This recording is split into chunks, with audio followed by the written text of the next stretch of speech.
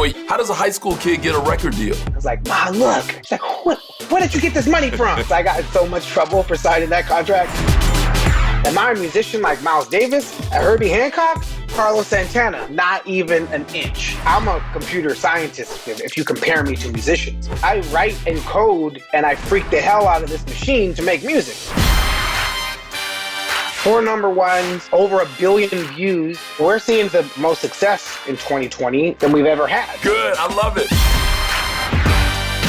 How do you think about robots? There should be a robotics program in every single high school because there's not a lot of black people programming algorithms. And that machine's gonna have a different point of view and what black is. Wow. Hey family, it's Carlos Watson here. Got a very special edition of the Carlos Watson Show. Now coming up, we're actually gonna feature a highlight from one of our latest Real Talk, Real Change specials. It's sponsored by Chevrolet. Now this one is about what's going on in terms of healthcare here in the country. Frankly, medical racism, conversation we often don't have. It may be some of the most profound work we've ever done. I hope you don't miss it. You're gonna be glad that you got to see it. All right, but first up, my man Will.i.am stopping by. He's talking music, Los Angeles education, but what he's really doing is he's talking robots. I'm telling you, you know this kid from Black Eyed Peas, but this is a whole new Will. You're gonna be glad that you saw it. Enjoy.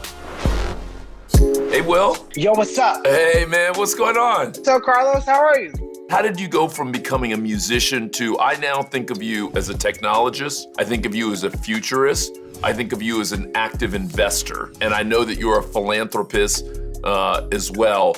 How did that transition happen? When I lived in the projects and I had a dream about making music, you can say that I was a futurist then because I'm not the best pianist.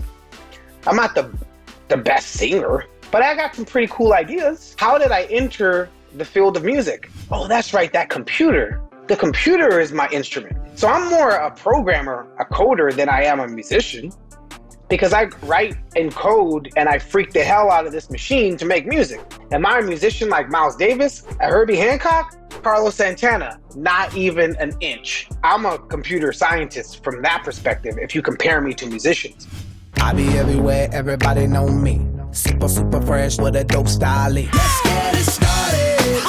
Let's get it started in here. I can't believe it. It's so amazing. Check it out. Check it out. Check it out. Check it out. I got that boom, boom, boom. That future boom, boom, boom. Let me get it now. Boom, boom, boom. And Will, as a kid, you were this kind of computer geek, this kind of computer lover. What were you like in high school? I went to an awesome elementary school. It was called Brentwood Science Magnet. We were one of the first schools in LA that had Apple IICs. So I learned on an Apple IIc in the 80s. And that was my favorite course. And that passion for computers, it continued. And then after high school, I just worked on computers making music. Mamacita, mamacita, que bonita. Mamacita. How long was it till you guys actually became a household name? So I got a record deal back in 11th grade. I was 17 years old, and I was signed to Eazy-E from Ruthless Records. Wait, you got a real record deal while you were still in high school? How does a high school kid get a record deal? When NWA broke up, he started looking for talent in LA. We got signed for around $10,000, and in high school, that was a lot of money. I came home with like $3,000 because we split it 3 ways. I was like, Ma, look. She's like, where did you get this money from? I was like, my record deal. So I got in so much trouble for signing that contract because turns out the contract was void because we didn't have like a guardian or a parent, because we were underage. Right. It was so illegal to sign a minor. But I love Eazy-E. Acknowledgement goes a long way, bro. Like, he validated my passion. And then he passed away in 1995. And then from there, I was like, what in the hell? And I was really slacking off in school. My mom was like, boy, you need to get these grades up. And I was so like, the school's not teaching me what I want, what I need for my career, Ma. I was so clear, like, Ma, this is it. One day I'm gonna buy you a house. She was like, how you gonna buy me a house and you can't even get your grades up? You better not have no promises you can't keep. That last 6 months of high school, I didn't go. I was hanging out with Stephen Gordy, Barry Gordy's son, and he and I were making music in his bedroom because that music was my passion. That was what I wanted to do. How did you have that confidence? Because you know most of us are riddled by a lack of confidence. And most of us don't have that feeling that it's gonna happen. It's just a question of when. What allowed you to feel that and to feel that confidence, which I assume allowed you to work even harder because you felt like this thing was gonna come to fruition? In my head, the stuff that I made then was just as good, sometimes better than the stuff that there was on the radio. Another thing about like being confident and having like belief in yourself, just because one person doesn't like it doesn't mean another person is going to have the same reaction. Somebody else could love that. There's so many people in the world, bro. And there's something for everybody. And if you have something to contribute and you're doing it from your heart and you're trying to solve problems, and one of the problems in music is just giving people joy and happiness, you know it's just a matter of time. Will.i.am in Britney, bitch. What happened to your relationships, Will, with friends you grew up with? When people become famous, you know, everybody was good friends when they were in junior high, high school, when you were struggling to make it. What happens when you break through to those friendships? I have an awesome core, and we've been friends ever since we were 15, 16 years old. My best friend who I started Black Eyed Peas with, we still work together today. We've never been in one fight. Polo, our manager, known ever since I was 17. Taboo, the other co-founder of the Black Eyed Peas, we've known ever since we were 17. It's still the night shift, just brighter.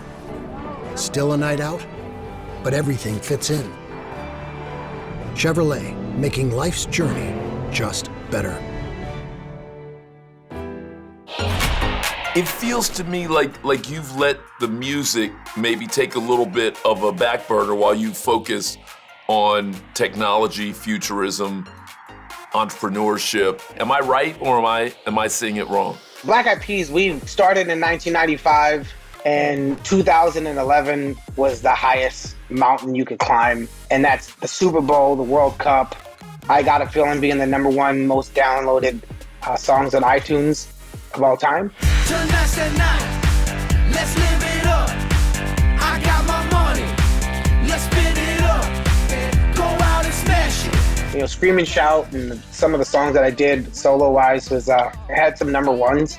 But I'm a group dude. Black Eyed Peas that's it. I like touring by myself, that's cool, but that's not what I signed up for. I signed up to be in a group with my friends. Baby, tonight's like fuego. We about to spin a dinero. We party to the extremo. Then I went into tech, the success of Beats, and we sold it to Apple. And then from there, I took my earnings and, you know, built this AI team.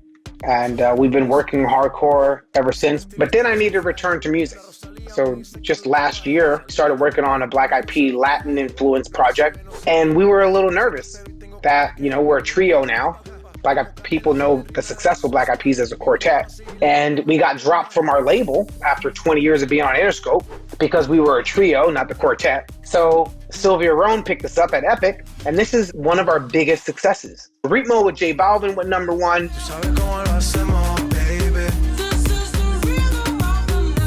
Ozuna, Mamacita went #1. Alright, boy, you got me saying ooh la la. Ideas me, oh my God. Call me Mamacita. Feel the Beat with Maluma went #1. And you feel the beat. And you feel the beat. And now we have another #1 on the way with Shakira with Girl Like Me. So they tell me that you're looking for a girl like me. So they tell me that you're looking for a girl like me. 4 #1s, over 1 billion views. And I Got a Feeling doesn't have the numbers that we are seeing on YouTube with these new songs. So we're seeing some of the most success in 2020 than we've ever had as a trio. It was a creed written into the founding documents that declared the destiny of a nation. Yes, we can. How involved will you get in politics and government? Because I still think that what you did in 2008 for candidate Obama was a game changer. When he got knocked on the canvas after New Hampshire, and then I think, if I remember right, you and a number of other artists gathered together to create a song for him that almost, I felt like, kind of gave his candidacy fresh energy. And will you ever play a larger role, you think, in politics? Would you think about running? Would you think about serving? How do you think about politics these days? I think there's so many ways to serve, and you don't necessarily have to be in office to work. And I'd rather do work and serve my community and America as a whole as a public servant. We have to reimagine what education is to be moving forward, and what are we preparing kids for? If there's a football field in every single high school, there should be a robotics program in every single high school. Only one company benefits from that football field, the NFL, and only one side of the gender of the human race benefits from that football field, dudes. If we can tolerate that, where one company, one gender benefits from that football field in every high school, we should realize how important it is to have a robotics program and treat robotics like sports in every single high school. We also need a little league robotics team encouraging and mentoring kids at 9 years old today. How do you think about robots? I'm excited because I'm an optimist. So although I see like the things that we should be concerned about, am I worried that robots will replace jobs that humans have now? Yes. Am I optimistic that the creative ones will arrive and dream up new things for us? Yes. When I sit on the board of AI at the World Economic Forum, I'm there violently reminding the doers and the movers and shakers in that field that it's a human right to make sure that everyone is a part of this conversation during this transformation. I think the adoption and the implementation of robots is going to happen very quickly. I think it's already happening. And I think when people blink their eyes 4 or 5 years from now, it'll be as regular a part of our lives as cell phones have been, which you could argue are a form of robots. And it's going to happen very quickly. And if you're right and it's moving at that speed and scale, when I think about prioritizing, I might put that right next to climate change in a way that I would not have before we had this conversation. Will, how have you thought about the whole Black Lives Matter movement in the last year, and particularly any interesting things about race that you've seen? Does racism exist? Yep. How deep does it exist? It exists in zoning. The fact that you give kids in Brentwood, which is predominantly white, $10,000 a year for their education versus what you give kids in Watts, which is predominantly Mexican and Black, they get $5,000 a year for their education. If they invested $10,000 a year for their education, then there will be opportunities coming out of those communities. They be talking equality, but they don't mean it for people like me. They say opportunity, but I don't see none in my streets. Because there's not a lot of Black people programming algorithms, the machine needs to know that Black Lives Matter. Because we know the machine will be patrolling our communities. And if the machine has the ability to gather up all information about Black people and what Black is, then that machine's gonna have a different point of view and not the wrong point of view on what Black is. And then we're gonna repeat the whole racism from the perspective of a machine. And we don't wanna with that, right? So for example, like at some point in time in the recent past, when we went to the restroom and we went to the water faucet, we have to do this. White people just do this. Because they're the ones who created that trained the sensor, the algorithms on the sensors to see their hands. It wasn't us in there. Since then, they fixed it in some of the restrooms. If humanity's messed up, or the folks that are building these systems have messed up on water coming out the faucet, just imagine the things that they're going to forget on the patrol drone. You think they're going to be sensitive and empathetic to the conditions that we live in? We can't even get the police right. They can't even hire the right police that are sensitive to the conditions of the neighborhood, let alone write and program the algorithm that's gonna patrol our neighborhoods in 15, 20 years. So yeah, Black Lives Matter, even down to the machine. It's still the night shift, just brighter. Still a night out, but everything fits in. Chevrolet, making life's journey just better. Most beautiful place you've ever been to in the world. Your favorite place you've ever been to in the world. The projects I'm from. Interesting. Boyle Heights. It's so rich with culture, like the Mexican culture that's there, the Black people that appreciate Mexican culture. If I'm home, I drive by my neighborhood every Sunday. I assume that what's true about it today is probably different than what was true 20 or 30 years ago when you were growing up. One part made me cry, though. As recently, I went to Soho House before COVID-19 kicked in. I had lunch at Soho House. And so I was like, I got real teary-eyed. My friend was like, yo, what's wrong? Ain't this dope? I was like, yeah, but like, I spent my whole life trying to get out of this place. And now we having this fancy freaking expensive lunch up here and nobody from over there can afford this. I'm watching the gentrification of Boyle Heights happen in slow motion. And it broke my heart. Will, you have more to say about our society and what it can become and how we should think about it. And I thank you for all that you already do. I would love to hear your voice even more as we try and think about where America's going, where the world's going, what we should become. Because I do think that in a way that lots of the other folks on that rooftop probably aren't able to do, you bring together different worlds. Oh, thank you, Carlos. You know, and you know, we have a lot of friends in common that are out there doing awesome work. Hey, Will, finish me off. We're always asking people about lessons they've learned about love in this life. What's the most interesting thing you've learned about love? Initially, love is free. And the moment you up, love is expensive to get love back. It's the only thing in the world that is the most precious and valuable thing you can give. And the moment somebody breaks your heart is when you hold them to the fire and have them jump through all these hurdles to earn your love back. Then you have to work for it. Love is for when it's hard. Like you draw on love, but like, I need some love right now. What's wrong? I'm getting weak. And you're searching and searching for that innocent happiness. But once you get out of that mud of hurt and pain and distortion and depression, you're never happy. Now you have joy. And joy is like this complex emotion. That's like, I've been through some and now I have joy. Once I was happy, my life got turned inside out. I was depressed and sad, and now I have joy, and I now value happy, and I understand pain, joy. And the only way you get to joy is love stamp the passport. My passport is stamped with love. I'm able to transition from this, and it takes patience, tolerance to get there. And what is the fuel for tolerance? Love.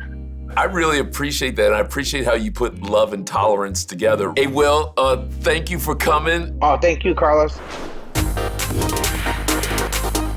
You want in on Will.i.am? One thing was his comment about like AI and racism within like the programming and robotics. Making sure that we have these questions in mind when creating new systems and programming. I think I learned how to ask different questions now. Making sure you ask the right and relevant questions too. Yeah, that's interesting. Super cool to hear him talk about the most beautiful place in the world is where he grew up, and I just thought that is so amazing. Felt like he really was passionate about bringing things back to the community that raised him, and total genius energy of like, you know, he's just got that kind of like very tangible energy about him. You almost feel like you could touch him. It's like, you know, like get a zap off of him. First time I met him, he came over to my cousin's house, ate my aunt's food. Next time I saw him, he was on the stage and I was shooting him. And then the next time after that, it was when he started entering the tech space. And then the next time after that, it was me shooting him from a virtual space. I wonder what's next. Oh my goodness, well, you're marrying that now with Neil deGrasse Tyson. You're making me think we're gonna shoot him in space. Hey, I hope you enjoyed that conversation with Will. I've always enjoyed getting together with him. Really enjoyed him over the last couple of years. I loved his idea about almost kind of like the little league of robotics. What a great way to get more young people into it, maybe more opportunity, particularly young people of color. And oh, by the way, he threw in a little easy E there. Hard to go wrong. Hey, if you're enjoying Will and you want to get more of him, remember he's got a wonderful thing called the American Dream Fund. It's part of GoFundMe. You can find it there. Support him as he goes along. All right, now I'm pleased to share with you a highlight from our most recent Real Talk, Real Change special. Now, you know that we've teamed up with our friends at Chevrolet to take a deep look at some of the most important issues in this society and how we move forward. In this particular one, we looked at healthcare and specifically the disparities for many Black and brown communities when it comes to our healthcare, our treatment, even what they call birthing while Black. You're not going to be able to take your eyes off this. It's that impactful. It's that profound. Take a look.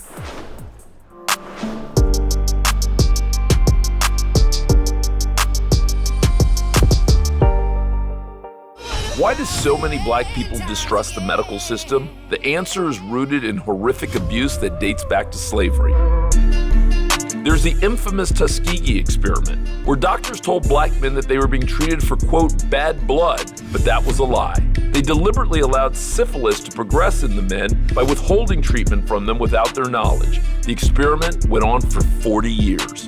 The case of Henrietta Lacks, a black woman who died of cervical cancer in 1951. Doctors harvested her cells for research without her knowledge or consent.